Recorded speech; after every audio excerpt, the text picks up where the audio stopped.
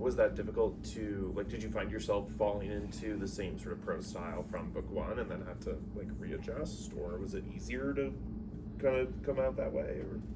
Easier. Okay. Also due to when I wrote The Monsters Among Us versus now, it was like a 5-year difference.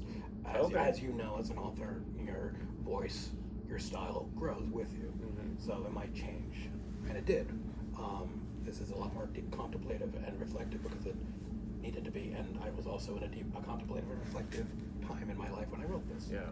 I think my path as a writer is up and down too. And I actually today was working on a chapter of something new, and I was like feeling really bad about it. And I was like, oh, today's one of those days where I'm just not feeling it. You know, I feel like that's every other day. Like one day I'll sit down and I'm like, I'm fucking genius. And then the next day I'm like, I'm so dumb. You know, like, do you have that same sort of like cycle? Like, 100%. There's days when I can write 2,000 words like with great ease, but there's others when it's like traveling through muck and mire and sludge.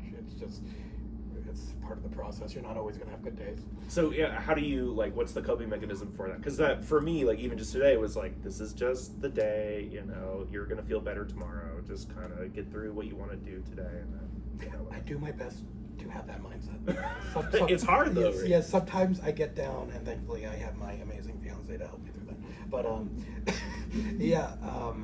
I try to remind myself that some days are bad, some days are better, but I ultimately try to aim for a certain amount of words per day to feel, you know, successful and productive. On a bad day, it might take longer, but I still try to push myself to get to 1,000 words at least. Okay, so 1,000 is like your daily. That's what you try to hit. Yeah. Okay. A good day is 2,000. Yeah.